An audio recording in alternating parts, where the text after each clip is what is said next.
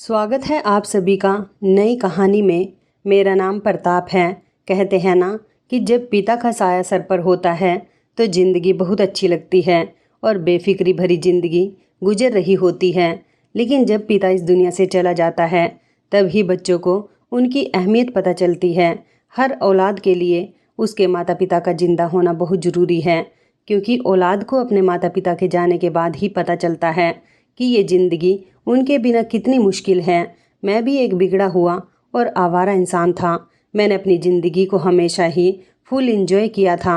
कभी घर पर ध्यान ही नहीं दिया था कि मेरे घर में दो दो जवान बहनें भी हैं और एक माँ भी है और बूढ़ा पिता है जो मेहनत मजदूरी करके अपने बच्चों को सुकून भरी ज़िंदगी देने के लिए पैसे कमाया करता है। मैं अपने पिता का इकलौता सहारा था और जवान भी था। इंटर तक पढ़ाई करने के बाद मैंने आगे नहीं पढ़ा था और ना ही पढ़ना चाहता था, क्योंकि मेरा पढ़ाई पर ध्यान ही नहीं था। मैं अपने आवारा दोस्तों के साथ आवारागर्दी करना बहुत पसंद करता था। हमेशा अपने दोस्तों के साथ मूवी देखना, लड़कियों को छेड़ना, रोड पर तेज़ स्पीड में बाइक चलाना और हर तरह का गलत काम करना जो एक जवान इंसान अपनी जवानी में करने का शौक़ रखता है। मेरे पापा मुझे हमेशा गलत काम करने से रोकते थे और मुझे मेरी मम्मी भी रोकती टोकती रहती थी। मेरी मम्मी ने मेरी बहनों को हमेशा अच्छे संस्कार दिए थे।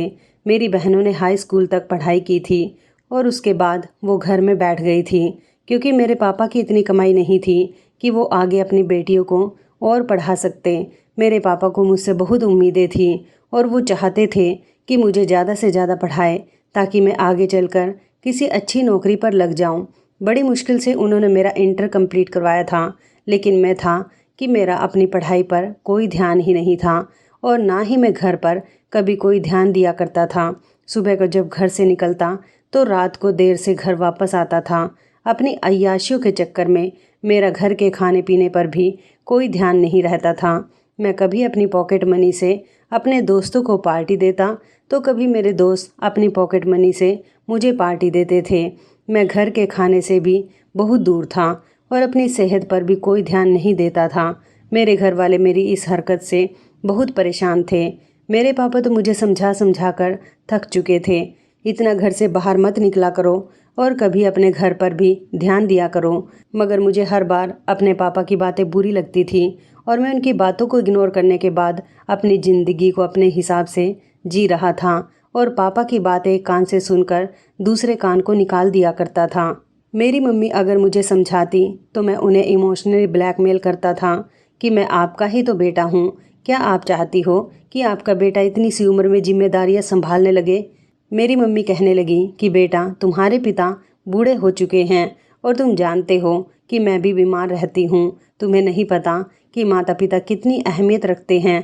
तुम्हारे पिता अकेले ही इस घर को चला रहे हैं। अब तुम जवान हो गए हो, उन्होंने तुम्हें पढ़ा लिखा कर जवान कर दिया है, तो तुम्हारी जिम्मेदारी बनती है कि तुम कोई अच्छी नौकरी करो और अपने पिता का सहारा बनो।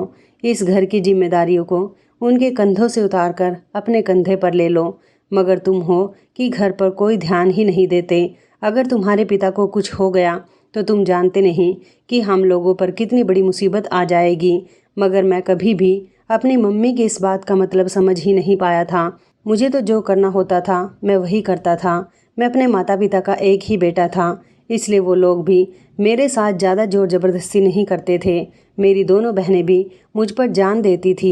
एक दिन मैं अपने दोस्त के साथ मनाली घूमने के लिए गया हुआ था, जब अचानक मेरे घर से मेरी बड़ी बहन की कॉल आ गई। मेरी बड़ी बहन ने मुझे बताया था कि पापा की तबीयत बहुत ज़्यादा ख़राब है, जल्दी से घर आ जाओ। मगर मैं अपने शहर से बहुत दूर आया हुआ था, कुछ भी करके मैं वहाँ जल्दी नहीं पहुँच सकता था। हमारे शहर से मनाली का पूरे 15 घंटे का रास्ता था। मैं जैसे ही अपने घर पहुँचा तो मेरे होश उड़ गए थे और मुझे अपनी आंखों पर विश्वास नहीं हो रहा था, क्योंकि हमारे घर में बहुत सारे लोग इकट्ठा थे। जगह जगह से रोने पीटने की आवाज़ आ रही थी। मेरी मम्मी उजड़े हुए हालत में एक तरफ को बेसुध सी बैठी हुई थी और उसके ही बराबर में मेरी दोनों बहनें भी चिल्ला चिल्ला कर रो रही थी और लोगों के सामने मेरे पापा की अर्थी रखी हुई थी। मेरे पापा इस दुनिया को छोड़कर जा चुके थे। उनको हार्ट अटैक आया था। डॉक्टर ने उनके दिल का ऑपरेशन बताया था, लेकिन हम लोग गरीब थे, उनका ऑपरेशन कैसे हो सकता था। और फिर मैं भी अपनी माँ और बहनों के पास नहीं था जो कोई और बंदोबस्त कर सकता। मेरे पापा को कोई सहारा नहीं मिला, उनका ऑपरेशन नहीं हो सका, इसलिए वो इस दुनिया को छोड़कर चले गए। अपने पापा की मौत पर मैं बहुत रोया था। मेरे पापा मुझे इस दुनिया से छोड़कर जा चुके थे और मैं उनके उस कड़े वक्त में उनके साथ तक नहीं था। मुझे उस दिन अपने आप से नफरत होने लगी थी। मेरी माँ विधवा हो चुकी थी, जबकि मेरी दोनों बहनें तड़प तड़प कर रो रही थी। मैं अपने पिता की चिता को आग दे चुका था। घर में बहुत सारी परेशानियाँ आ गई थी। खाने के लिए कुछ भी नहीं था। मेरी मम्मी और बहनें बहुत परेशान थी। समझ नहीं आ रहा था कि क्या किया जाए। घर में जो थोड़े बहुत पैसे जुड़े हुए थे वो मेरे पापा के इलाज पर खर्च हो चुके थे। पापा के मरने के बाद हम लोगों के पास कुछ भी नहीं बचा था। मेरे पापा कोई इतना बड़ा कारोबार भी नहीं करते थे जो उनके पास ढेर सारे पैसे होते, और उनकी ज़मीन जायदाद भी नहीं थी। ले देकर हम लोगों के पास यही एक छोटा सा घर था जो हमारा सहारा था, जिसमें हम अपनी ज़िंदगी गुजार रहे थे। मगर हमारी ज़िंदगी का चैन सुकून तो पापा के मरने के बाद बिल्कुल ही ख़त्म हो गया था। मेरी माँ और बहनें पापा को याद करके रोती रहती थी, जबकि मुझे भी अपने पापा की बेहद याद आती थी। अपने पापा की कही हुई हर वो बात याद आती थी जिनको मैं सुनकर अनसुनी कर दिया करता था। मेरे पापा हमेशा मुझसे कहते थे, बेटा मेरा सहारा बनो, मुझे तुम्हारे सहारे की ज़रूरत है। तुम जवान खून हो, जबकि मैं बूढ़ा हो चुका हूँ। मुझे तुम्हारे सहारे की बहुत ज़रूरत है। तुम्हारी दो दो जवान बहनें हैं, उनकी शादी भी करनी है। तुम्हारी माँ भी बीमार रहती है, उसका इलाज करके उसको ठीक करवाना है, और फिर एक दिन तुम्हारी भी शादी करनी है। इस सब के लिए हमारे पास पैसा कहाँ से आएगा? हम दोनों को मिलकर मेहनत करनी होगी। मगर मैंने अपने पापा की बात को कभी समझने की कोशिश ही नहीं की थी। वो मुझे पढ़ाना चाहते थे, जबकि मैं नहीं पढ़ सका था। और आज के ज़माने में इंटर किए हुए इंसान को आसानी से कोई नौकरी नहीं मिलती। जब मैं पढ़ाई किया करता था तब मुझे लगता था कि मैं काफ़ी पढ़ लिख चुका हूँ, लेकिन अब जब मैं नौकरी की तलाश में था तो मेरी ये पढ़ाई बहुत कम थी। मेरी कुछ समझ में नहीं आ रहा था कि मैं क्या करूँ।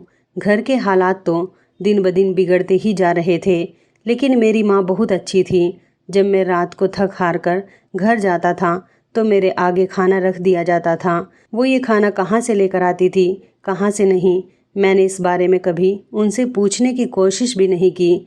मैं तो बस जैसे तैसे अपना पेट भर लिया करता था। पापा के मरने के बाद घर में एक वीरानी छा गई थी। मेरी बड़ी बहन की उम्र काफ़ी हो गई थी। पापा के मरने के बाद मम्मी को बहन की शादी की बहुत फिक्र हो रही थी, क्योंकि मेरी मम्मी भी बीमार रहती थी। पापा तो हम लोगों को इस दुनिया से अकेला छोड़कर जा ही चुके थे। मम्मी नहीं चाहती थी कि वो भी अपने बच्चों को इस दुनिया में अकेला छोड़कर चली जाए, इसलिए वो चाहती थी कि पहले उनकी दोनों बेटियां अपने अपने घर की हो जाएं और उसके बाद वो मेरी भी शादी कर दें और फिर वो सुकून से मर सके। मेरी मम्मी का सोचना समझना बिल्कुल ठीक था, मगर ये सब कुछ कैसे होता? यहाँ तो हमारे पास खाने के लिए भी कुछ नहीं था। बहनों की शादी के लिए आखिर पैसा कहाँ से आता? मेरे जो दोस्त हमेशा मेरे साथ पार्टियाँ करते रहते थे, मेरे साथ खूब आवारागर्दी करते थे। मैंने अपने इस मुश्किल समय में उन सब से बहुत मदद मांगी थी, मगर किसी ने भी मेरा कोई साथ नहीं दिया था।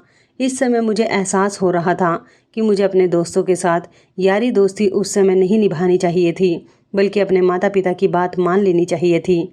अगर मैं उनकी बात मान लेता और हायर स्टडी करने के बाद किसी अच्छी पोस्ट पर नौकरी कर रहा होता तो आज मुझे ये दिन ना देखना पड़ता। मुझे एहसास हो रहा था कि माता पिता जो कहते हैं हमेशा ठीक कहते हैं। मुझे अपनी गलती पर रह रहकर पछतावा हो रहा था। मेरा कोई भी दोस्त मेरा साथ देने के लिए तैयार नहीं था। ना तो कोई मुझे थोड़े से पैसे उधार दे सकता था और ना ही कोई मुझे कहीं नौकरी पर लगवा रहा था। वैसे तो मेरे बहुत सारे दोस्त थे, मगर एक दोस्त बहुत ही पक्का था। उसने मुझे जॉब के बारे में बताया था। मैंने इंटर किया हुआ था, इसलिए मुझे कोई छोटी मोटी ही नौकरी मिल सकती थी। मगर खाली समय में मैं छोटी मोटी नौकरी करने के लिए तैयार था, क्योंकि खाली हाथ से तो बेहतर था कि घर के खर्चे के लिए कुछ पैसे तो आ जाने थे। इसलिए अगले दिन मैं अपने दोस्त के बताए गए नौकरी वाले पते पर चला गया था। ये एक बड़ी सी ज्वेलरी शॉप थी, जहाँ पर मुझे लोगों को ज्वेलरी दिखाने का काम करना था। ये काम मेरे लिए कोई मुश्किल भी नहीं था और यहाँ के मालिक ने मुझे नौकरी पर रख लिया था। यहाँ पर मेरी नौकरी बहुत अच्छी चल रही थी। मुझे हर महीने 10,000 रुपये की सैलरी मिलती थी। मेरे लिए बहुत कम थी, मगर मैं क्या कर सकता था। मेरे हिसाब से मुझे नौकरी मिल गई थी। मेरे लिए यही बहुत बड़ी बात थी। मैं यहाँ पर मन लगाकर काम करता था और समय से पहले ही दुकान पर आ जाता था। रात को भी देर से ही दुकान से घर वापस जाता था। मालिक को मेरा काम बहुत पसंद आता था, क्योंकि ना तो मैं कोई छुट्टी करता था और ना ही मैं कभी दुकान पर आने में लेट हुआ था। मालिक के पास हर तरह के सोने के जेवर थे। हजारों रुपए से लेकर लाखों करोड़ों के गहने मालिक की दुकान पर मौजूद थे, क्योंकि उनकी दुकान हमारे शहर के पॉपुलर ज्वेलर्स की लिस्ट में आती थी। उनका बहुत बड़ा नाम था और वो बहुत अमीर थे। मगर मैंने देखा था कि मालिक हमेशा बहुत परेशान रहते थे। उनकी परेशानी की क्या वजह थी, मैं कभी इस वजह को समझ नहीं पाया था। मैं घर जाता तो मम्मी हर बार बड़ी बहन की शादी की बात लेकर बैठ जाती थी। आखिर मेरी बड़ी बहन की उम्र ज़्यादा हो गई थी। अभी उसकी उम्र इतनी थी कि उसके लिए आसानी से हमें रिश्ता मिल सकता था, लेकिन आगे चलकर अगर उसकी उम्र और ज़्यादा हो जाती तो उसके लिए शायद रिश्ते आने भी बंद हो जाते, क्योंकि आजकल के ज़माने में लोग अपने बेटे के लिए कम से कम उम्र की लड़की तलाश करते हैं। वैसे तो मेरी बहन में कोई कमी नहीं थी। वो हाई स्कूल पास थी, हर तरह का खाना बनाना जानती थी और घर के हर काम को अच्छे तरीके से करना जानती थी। हम लोगों के पास कुछ था ही नहीं, इसलिए मेरी मम्मी ने मेरी बहन के रिश्ते के लिए कभी किसी से नहीं कहा था। मगर अब मेरी मम्मी को हमेशा मेरी बहनों की शादी की फ़िक्र सताती थी। वो चाहती थी कि जैसे तैसे मेरी बहन की शादी हो जाए, और इन दिनों मेरी बहन का रिश्ता भी आया हुआ था। मेरी मम्मी ने लड़के वालों को अभी कोई जवाब नहीं दिया था, मगर शादी करना कोई आसान बात नहीं है। शादी करने के लिए आज के ज़माने में 10-12 लाख रुपए की ज़रूरत होती है। इतने सारे पैसे मेरे पास कहाँ से आते। अगर पापा जिंदा होते तो वो बहन की शादी के लिए कोई ना कोई बंदोबस्त ज़रूर कर लेते। मैं तो कुछ जानता भी नहीं था कि 10-12 हज़ार रुपये वाली नौकरी भी मुझे बड़ी मुश्किल से मिली थी। भला मैं इतनी कम रकम कमाने वाला इंसान अपनी बहन की शादी कैसे कर सकता था। और फिर इसके बाद मेरी एक बहन और थी जो मुझसे 2 साल छोटी थी। मुझे उसकी भी शादी करनी थी। मुझसे मम्मी कहती थी कि तुमने अपने पापा के जिंदा होते हुए उनकी बात ना मानकर बहुत बड़ी गलती की है। अगर तुम हायर स्टडी कर चुके होते तो कोई अच्छी नौकरी कर रहे होते, ज़्यादा नहीं तो कम से कम 70-80 हज़ार रुपये महीना तो कमा ही रहे होते। आज देखो हम लोग कैसे हालात से गुजर रहे हैं। मैं परेशान था और इसी परेशानी में सुबह के टाइम पर नाश्ता किए बिना ही घर से निकल गया था। मुझे ज़्यादा नहीं तो कम से कम अपनी बहन की शादी के लिए 10 लाख रुपए की ज़रूरत तो थी ही। आज के ज़माने में कोई ऐसा इंसान भी नहीं है जो किसी की बेटी लेने के बाद ये कह सके कि हमने आपकी बेटी ले ली, इसका मतलब कि हमने आपकी जमा पूंजी ले ली, हमें आपकी बेटी के अलावा कुछ नहीं चाहिए। ऐसा तो फिल्मों और सीरियल्स में ही होता है।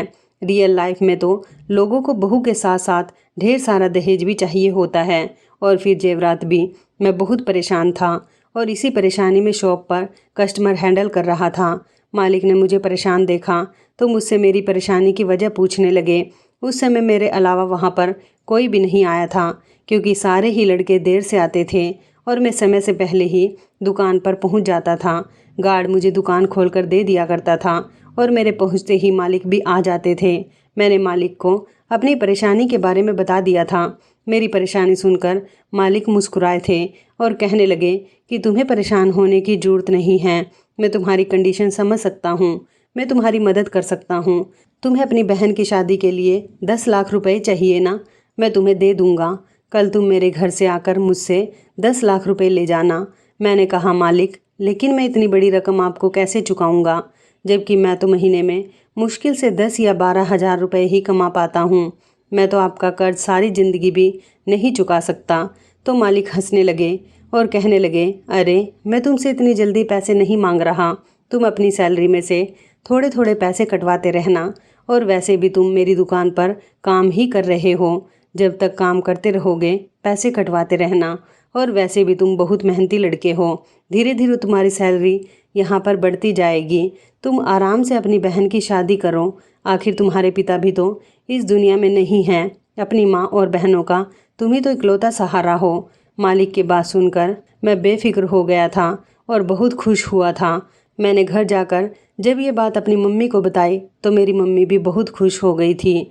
उन्होंने कहा कि तुम्हारा मालिक तो बहुत अच्छा इंसान है, तो फिर मैं लड़के वालों को हाँ बोल देती हूँ। मेरी मम्मी कहने लगी, लेकिन बेटा फिर भी मालिक से कहना कि वो तुमसे रकम लेने के लिए जल्दबाजी ना करे, क्योंकि तुम इतनी बड़ी रकम को थोड़ी थोड़ी करके ही कटवा सकते हो। अगर उन्होंने पूरी रकम हमसे अचानक कभी मांग ली तो हम लोग उन्हें इतने ढेर सारे पैसे कहाँ से ला कर देंगे। मैंने मम्मी से कहा कि आप बेफिक्र रहो, मैं मालिक से सारी बात कर चुका हूँ। उन्होंने मुझे कल 10 लाख रुपए लेने के लिए अपने घर बुलाया है। आप लड़के वालों को हाँ बोल दो और मैं जल्दी ही अपनी बहन की शादी करना चाहता हूँ। अगले दिन जब मैं मालिक के पास 10 लाख रुपए लेने के लिए गया तो उन्होंने मुझे पैसे दे दिए थे और कहा था कि तुम ये पैसे मुझे आराम से दे सकते हो, मुझे किसी तरह की कोई जल्दी नहीं है। मैं खुशी खुशी वो पैसे लेकर अपने घर आ गया था। मैंने जैसे ही पैसे अपनी माँ के हाथ पर लाकर रख दिए तो मेरी माँ बहुत खुश हो गई थी। उन्हें यकीन था कि भले ही उनका बेटा ये पैसे अपनी मेहनत से कमा कर नहीं लाया, लेकिन धीरे धीरे पैसों को अपनी मेहनत की कमाई से चुकता जरूर कर देगा। मेरी बहन का रिश्ता तय हो गया था। जल्दी ही मैं अपनी बहन की शादी कर देना चाहता था, इसलिए लड़के वालों को हमने 2 महीने का समय दिया था और इन 2 महीने में मैंने अपनी बहन की शादी कर दी थी और उसे विदा कर दिया था। अब मेरी छोटी बहन रह गई थी।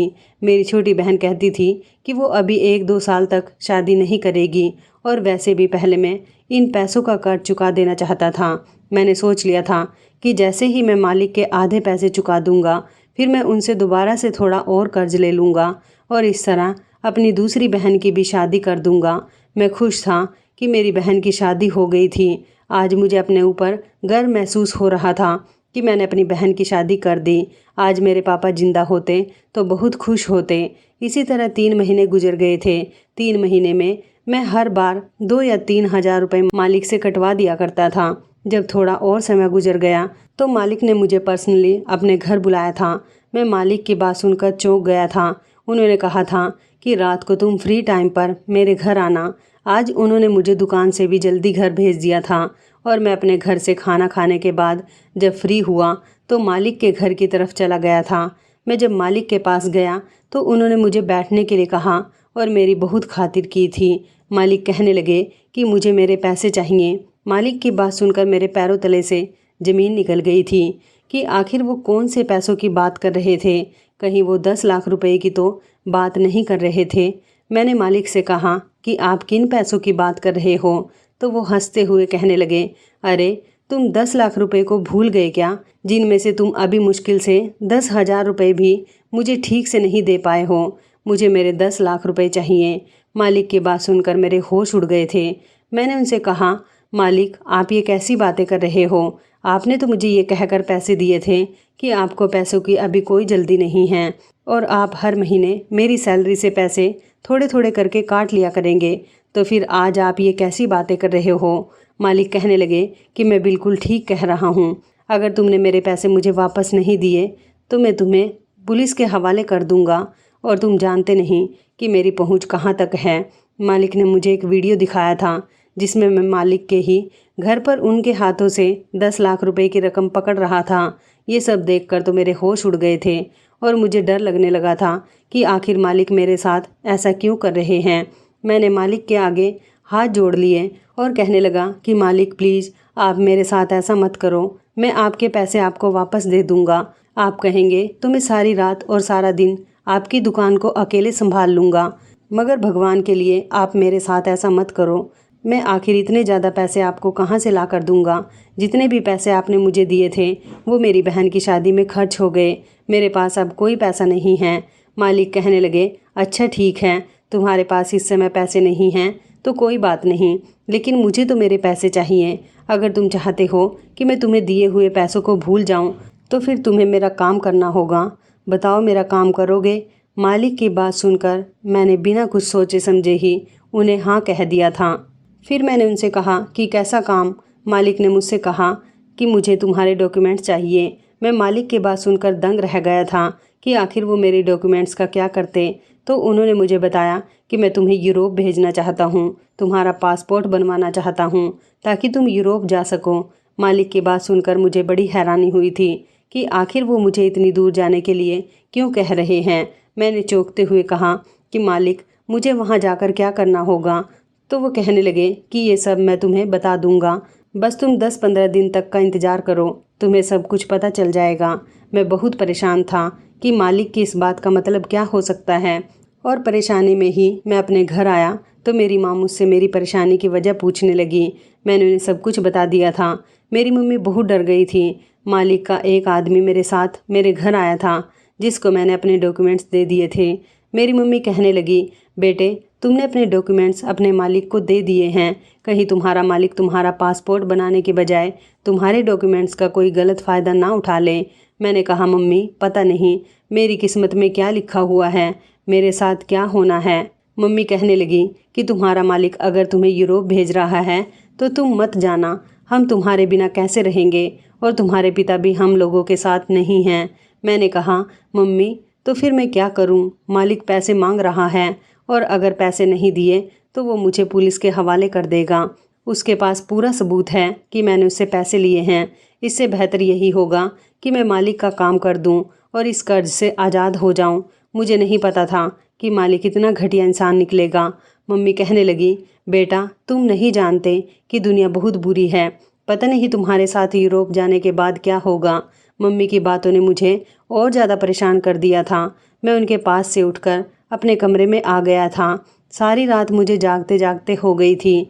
अगली सुबह जब मैं दुकान पर गया तो मालिक ने मुझसे कहा कि तुम्हारी दुकान से छुट्टी हो चुकी है, तुम अपने घर जाकर आराम करो। जब तुम्हारा पासपोर्ट बनकर आ जाएगा तो तुम्हें बुला लिया जाएगा। तुम अपना सामान पैक करके यहाँ आ जाना।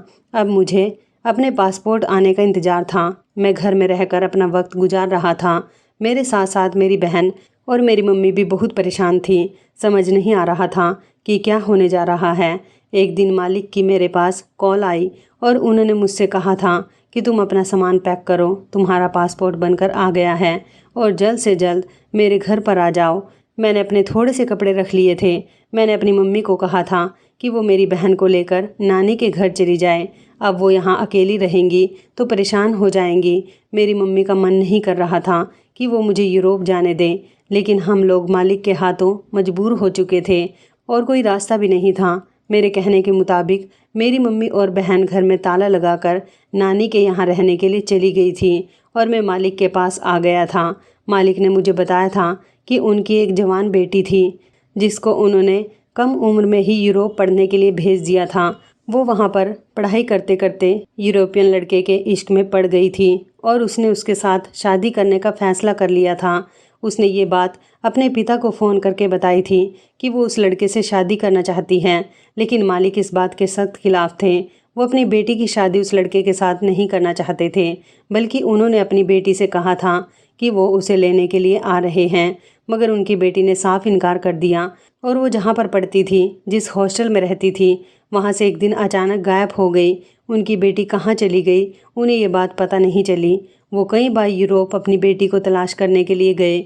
जहाँ पर वो पढ़ती थी उस पूरे कॉलेज में उन्होंने ढूंढ लिया, मगर कई बार यूरोप जाने के बावजूद भी उन्हें उनकी बेटी कहीं नहीं मिली थी। मालिक ने मुझसे कहा कि तुम्हारा काम सिर्फ इतना ही होगा कि यूरोप जाने के बाद तुम्हें मेरी बेटी को गली गली सड़क सड़क तलाश करना होगा।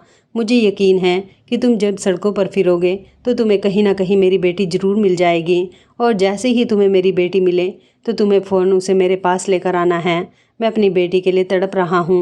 मैं अपनी बेटी से मिलना चाहता हूँ, मगर वो मुझसे कोई कांटेक्ट ही नहीं कर रही। मालिक ने मुझे अपनी बेटी का फ़ोटो दिखा दिया था और अपनी बेटी की बाकी इन्फॉर्मेशन भी मुझे दे दी थी।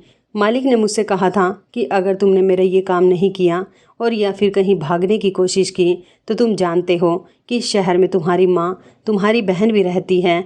मैं उनके साथ कुछ भी कर सकता हूँ, इसलिए कभी मेरे साथ होशियारी करने के बारे में सोचना भी नहीं। मालिक ने मुझे यूरोप भेज दिया था, खर्चे के लिए कुछ पैसे भी दे दिए थे और एक मोबाइल दिया था जिससे मैं सिर्फ मालिक से ही कांटेक्ट कर सकता था।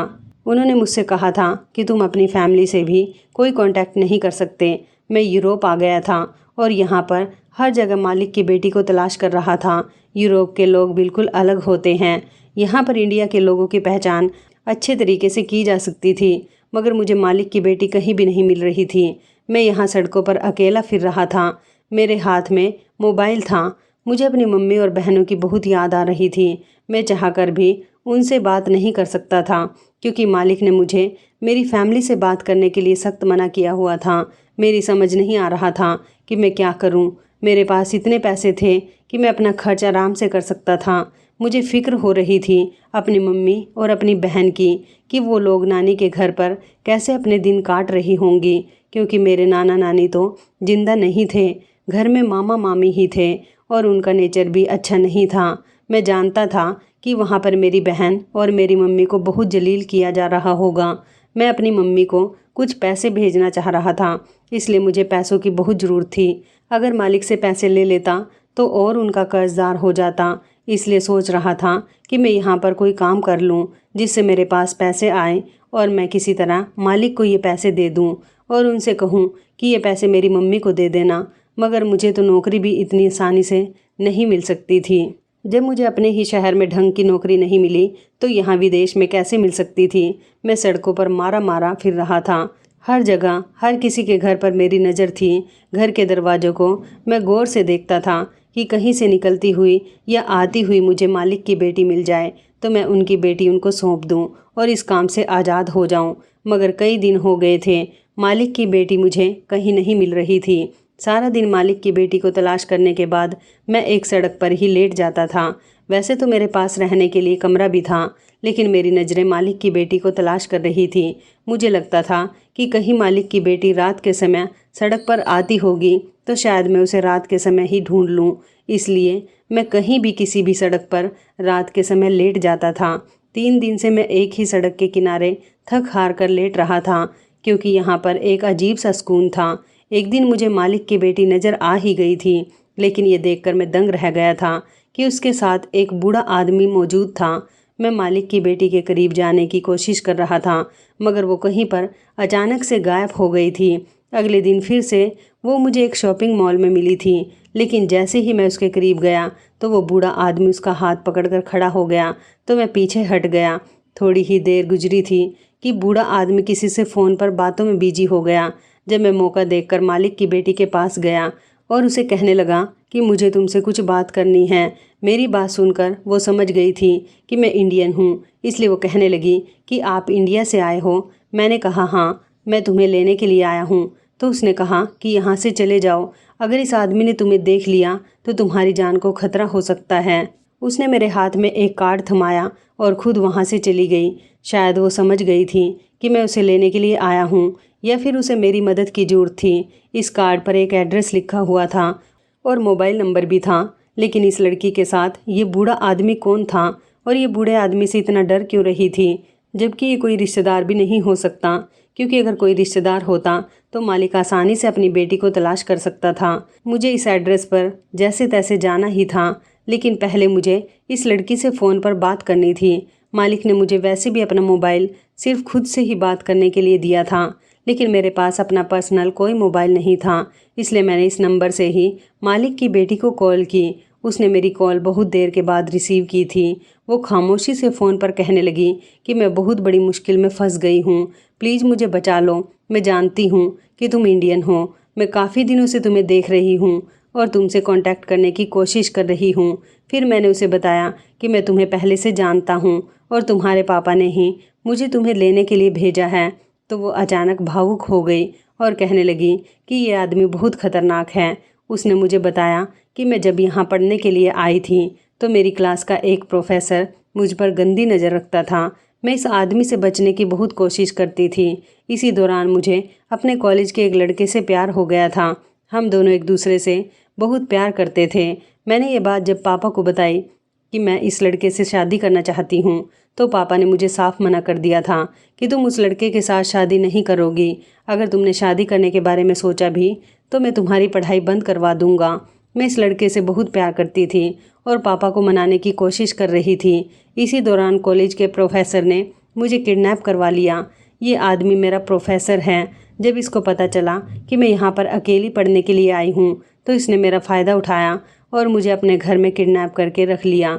ये हर रात मेरी इज्जत ख़राब करता है। इसने मेरे सारे डॉक्यूमेंट्स भी अपने कब्जे में ले लिए हैं ताकि मैं यहाँ से कहीं भाग ना सकूँ, और मैं यहाँ पर ज़्यादा किसी को जानती भी नहीं हूँ। मैंने कई बार अपने बॉयफ्रेंड से कांटेक्ट करने की कोशिश की, लेकिन मेरे बॉयफ्रेंड ने मुझे बचाने से साफ इनकार कर दिया था।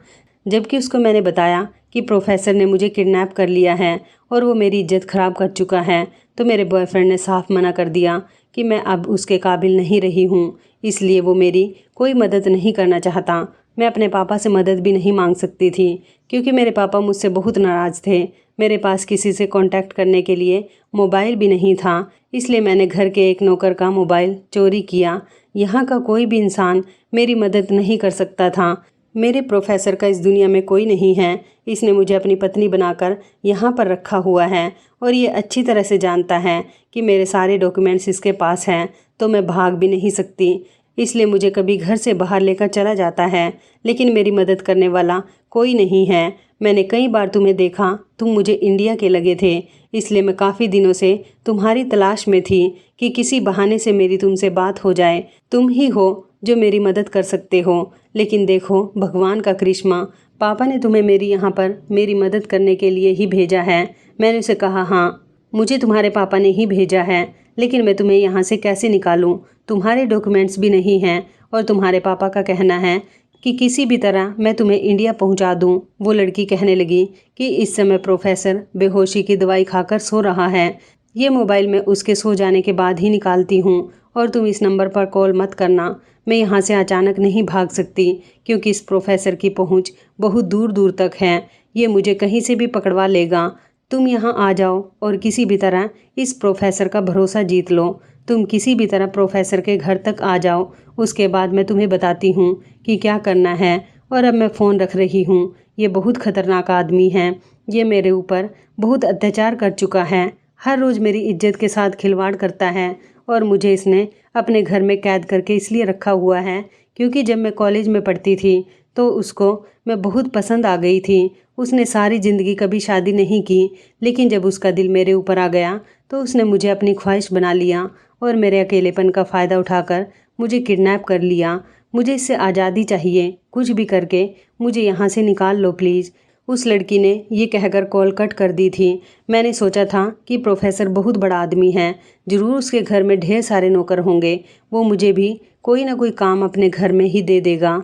मैं नौकरी मांगने के लिए उसके पास जाऊंगा। मैं जब प्रोफेसर के घर गया तो वो अपने गार्डन में बैठा हुआ था।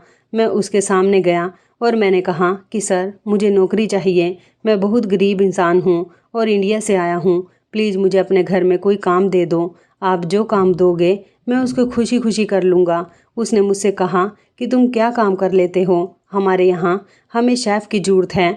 तो मैंने उसे कह दिया था कि मैं बहुत अच्छा खाना बनाता हूँ, मुश्किल से ही सही, मगर प्रोफेसर ने मुझे शेफ़ की नौकरी पर रख लिया था और अब मैं इस प्रोफेसर के घर आ चुका था। प्रोफेसर काफ़ी बूढ़ा था, लेकिन फिर भी उसके अंदर बहुत जान थी। उसने अपने पैसों की ताकत और अपने रुतबे से मालिक की बेटी को किडनैप करके अपने घर में रखा हुआ था। मैं प्रोफेसर के घर जैसे तैसे चला गया था, मगर प्रोफेसर के घर में सख्त पहरा था। मैं इतनी आसानी से मालिक की बेटी को यहाँ से नहीं निकाल सकता था। मालिक की बेटी ने कहा कि भागने से पहले मुझे अपने डॉक्यूमेंट्स की ज़रूरत है। मुझे जैसे तैसे करके अपने डॉक्यूमेंट्स चाहिए ताकि मेरे भागने में आसानी हो सके। मेरे अपने सारे डॉक्यूमेंट्स तो मेरे पास ही थे। ज़रूरत थी तो सिर्फ मालिक के बेटी की डॉक्यूमेंट्स की, और उसे ये नहीं पता था कि प्रोफेसर ने उसके डॉक्यूमेंट्स कहाँ छुपाए हैं। कई दिन इसी तरह से गुजर गए थे। प्रोफेसर के घर पर मैं शेफ़ की नौकरी करता था। मुझे खाना बनाना तो नहीं आता था, मगर मैं यूट्यूब से देख देख कर खाना बना लिया करता था और थोड़ा बहुत खाना बनाना मालिक की बेटी को भी आता था। इसलिए वो प्रोफेसर से छुपकर मुझे खाना बनाना बता दिया करती थी। कई दिन हो गए थे हमें मालिक की बेटी के डॉक्यूमेंट ढूंढते हुए, मगर कहीं पर भी डॉक्यूमेंट्स नहीं मिल रहे थे। मुझे प्रोफेसर के घर नौकरी करते हुए 1 महीना हो गया था। प्रोफेसर ने कहा था कि मैं तुम्हें सैलरी देना चाहता हूँ। वो मुझे अपने साथ अपने कमरे में ले गया था। जब उसने अपनी अलमारी की तिजोरी खोली तो अचानक मेरी नज़र उसकी तिजोरी पर गई थी, जहाँ पर उसके ढेर सारे पैसे रखे हुए थे और पास में बहुत सारे डॉक्यूमेंट्स की एक फ़ाइल थी। मेरा अंदाज़ा था कि शायद यह डॉक्यूमेंट्स की फ़ाइल मालिक की बेटी की हो सकती है। मैं उस समय तो खामोश रहा था और अपनी सैलरी के पैसे लेकर वापस अपने फ्लैट पर आ गया था। अगले दिन जब मैं प्रोफेसर के घर गया तो मैंने मालिक की बेटी को बताया था कि वो डॉक्यूमेंट्स तुम्हारे ही हो सकते हैं। ये सिर्फ मेरा एक अंदाज़ा था, मैं श्योर नहीं था। हो सकता है कि वो कागजात किसी और चीज़ के भी हों, लेकिन एक बार ट्राई करने में क्या जा रहा था। मालिक की बेटी कहने लगी, तो फिर हम लोग एक काम करते हैं, आज रात खाने में तुम नींद की दवाई मिला दो, प्रोफेसर सो जाएगा और फिर हम लोग उसके कमरे से तिजोरी की चाबी लेकर तिजोरी खोलेंगे और मेरे डॉक्यूमेंट्स चेक कर लेंगे। अगर डॉक्यूमेंट्स ठीक निकले तो हम लोग आज रात ही यहाँ से रवाना हो जाएंगे। मालिक की बेटी का प्लान मुझे ठीक लगा था। मैंने आज खाने में नींद की दवाई मिला दी थी और रात के टाइम पर जब प्रोफेसर ने खाना खाया तो वह गहरी नींद में 1 घंटे के बाद ही सो चुका था। हम लोगों ने जल्दी से तिजोरी खोली और जब डॉक्यूमेंट्स चेक किए तो हम लोगों की जान में जान आ गई थी, क्योंकि डॉक्यूमेंट्स मालिक की बेटी के ही थे। अब परेशानी ये थी कि बाहर बहुत सख्त पहरा था, बहुत सारे सिक्योरिटी गार्ड थे। हम यहाँ से कैसे भाग सकते थे, कुछ समझ नहीं आ रहा था कि क्या किया जाए। और आज रात हमारे पास बहुत अच्छा मौका था यहाँ से भागने का। फिर मालिक की बेटी ने मुझे प्लान बताया। उसने कहा कि मालिक तो सो रहा है, मैं घर में शोर मचाऊंगी, चोर चोर। शोर की आवाज़ सुनकर जब सारे गार्ड्स अंदर आएंगे तब हम लोग यहाँ से बाहर भाग जाएंगे। ये प्लान हमारे लिए सक्सेसफुल साबित होने वाला था। इसलिए मालिक की बेटी ने सबसे पहले एक बड़े से शीशे के जार को ज़मीन पर देकर मार दिया ताकि शीशा टूटने की आवाज़ आ सके और गार्ड को लगे कि रात 1 बजे घर में कोई चोर घुस आया है। जब मालिक की बेटी ज़ोर ज़ोर से चिल्लाने लगी कि बचाओ बचाओ, चोर चोर, तो शोर की आवाज़ सुनकर सारे गार्ड्स घर के अंदर आ गए थे और इस तरह से मुझे और मालिक की बेटी को भागने का मौका मिल गया था। हम दोनों घर से भाग चुके थे और इस तरह हम लोग एयरपोर्ट पहुंचने में कामयाब रहे थे। फ़्लाइट भी 1 घंटे के बाद की ही थी। जैसे तैसे हमने 1 घंटे एयरपोर्ट पर फ़्लाइट के आने का इंतज़ार किया था। हमारे डॉक्यूमेंट्स हमारे पास थे। इस तरह हम वहाँ से भागने में कामयाब हो गए थे। हम इंडिया पहुँच गए और मैंने मालिक की बेटी का हाथ मालिक के हाथ में दे दिया था। ये सब कुछ मैंने अपनी जान पर खेल कर किया था। प्रोफेसर बहुत खतरनाक आदमी था। प्रोफेसर मालिक की बेटी की इज्जत के साथ कई बार खिलवाड़ कर चुका था। मालिक की बेटी उसे तंग आ गई थी, इसलिए वो वहाँ से भागना चाहती थी। मैं मालिक की बेटी को उस आदमी से बचा कर ले आया था। इस खुशी में उसने मेरा कर्ज माफ़ कर दिया था। लेकिन ये बड़े लोग बड़े ही अजीब होते हैं, गरीबों का किस तरह से फ़ायदा उठाते हैं। अगर मेरी जान पर मुसीबत आ जाती तो मेरी माँ और बहन का क्या होता। मैं शर्मिंदगी से मुँह लटकाता अपने घर आ गया था और अपनी माँ को नानी के घर से बुला लिया था। मेरी माँ और बहन ने नानी के घर बड़े ही परेशानी भरे दिन गुजारे थे, क्योंकि वहाँ पर मेरे मामा मामी का बिहेवियर उनके साथ बिल्कुल भी अच्छा नहीं था। इस तरह ज़िंदगी पहले की तरह ही गुजर रही थी। अब मेरे पास ना तो पैसे थे और ना ही कोई नौकरी थी। मेरी माँ ने कह दिया था कि अब चाहे जैसे भी हो हमें किसी से कोई कर्ज नहीं लेना। ज़िंदगी अगर भूखा रहकर गुजर रही है तो ऐसे ही गुजरती रहेगी, मगर वो अपने बेटे को किसी मुसीबत में नहीं डालेगी। और मैंने सोच लिया था कि मैं अब कोई ऐसा वैसा काम नहीं करूँगा और ना ही मैं अब किसी से कोई एहसान लूँगा जिसकी कीमत मुझे इतनी बड़ी चुकानी पड़े। इसी तरह दिन गुजरते जा रहे थे जब एक दिन हमारे घर के दरवाजे पर दस्तक हुई। मेरी माँ ने जब दरवाज़ा खोला तो ये देखकर मेरे और मेरी माँ के होश उड़ गए थे कि दरवाजे पर मालिक और उसकी बेटी थी। मालिक को देखकर मैं फिर से घबरा गया था कि कहीं वो फिर से मुझे कोई काम ना बता दे और अपने पैसों की डिमांड ना करने लगे। वैसे तो वो मुझसे पैसों की डिमांड नहीं कर सकता था, लेकिन वो अमीर आदमी था, अपने पैसे की ताकत से जो चाहे कर सकता था। मेरा क्या था, जिस तरह से पहले मैं उसकी बातों में आ गया था इसी तरह से अब की बार भी आ जाता। मैं कुछ नहीं कर सकता था।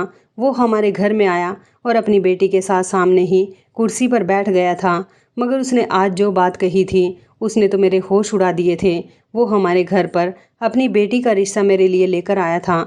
उसने कहा था कि अगर तुम मेरी बेटी से शादी कर लोगे तो मैं अपनी पूरी दुकान तुम्हारे नाम कर दूंगा।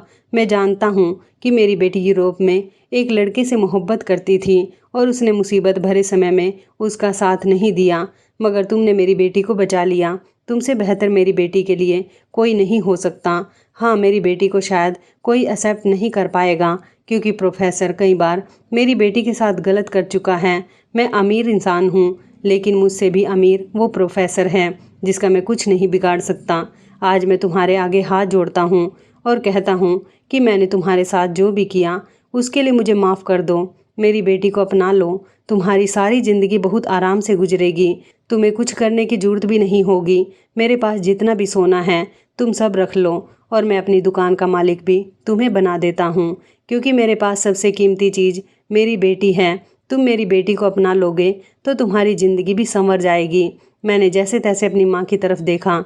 मेरी माँ मुझे इनकार करते हुए सर हिला रही थी, क्योंकि एक बार मैं मालिक की बातों में बुरी तरह से फंस गया था। अब मैं दोबारा उसका एहसान लेकर फिर से किसी मुसीबत में नहीं पड़ना चाहता था, इसलिए मैंने इस रिश्ते से साफ इनकार कर दिया। तो मालिक कहने लगा कि मैं जानता हूँ कि तुम्हें मेरी बात पर भरोसा नहीं होगा, इसलिए मैं अपनी दुकान के कागजात लेकर आया हूँ। मेरी जितनी भी जायदाद है मैं सब कुछ तुम्हारे नाम कर रहा हूँ। मालिक ने उस समय मेरी आंखों के सामने उन पेपर्स पर अपने साइन कर दिए थे और वो पेपर्स मुझे दे दिए थे। यह देखकर मेरी आंखें फटी की फटी रह गई थी। अब मेरे पास इनकार करने की कोई वजह नहीं थी, क्योंकि कानूनी तौर पर वह अपना सब कुछ मेरे नाम कर चुका था। इस तरह से मेरी शादी मालिक की बेटी के साथ हो गई और मेरी ज़िंदगी पूरी तरह से बदल गई। अब मैंने अपनी छोटी बहन की शादी धूमधाम से की है और मैं अपनी माँ के साथ एक बड़े से बंगले में रह रहा हूँ। मेरी ज़िंदगी अपनी पत्नी के साथ बहुत अच्छी गुजर रही है। तो इस कहानी के बारे में आपकी क्या राय है, कमेंट करके ज़रूर बताइएगा। दोस्तों, आपको हमारी ये कहानी कैसी लगी, आप हमें कमेंट बॉक्स में ज़रूर बताएं। यदि आपके पास भी ऐसी कोई प्यारी सी कहानी है या फिर ऐसी कोई कहानी जिससे कुछ शिक्षा मिले, तो आप हमारे साथ उसको ज़रूर शेयर करें। दोस्तों, यदि आपको हमारी ये वीडियो अच्छी लगे तो आप हमारी इस वीडियो को लाइक शेयर ज़रूर करें और ऐसी ही दिल को छू लेने वाली प्रेरणादायक कहानियाँ सुनने के लिए हमारे चैनल को भी सब्सक्राइब करें। यदि आप हमें फेसबुक पर देख रहे हैं तो आप हमारे फेसबुक पेज को लाइक और फॉलो ज़रूर करें। तो दोस्तों, फिर मिलते हैं ऐसी ही ज़बरदस्त कहानी या टिप्स के साथ नई वीडियो में। तब तक के लिए धन्यवाद। आप सभी अपना ख्याल रखना। आपका दिन शुभ व मंगलमय हो।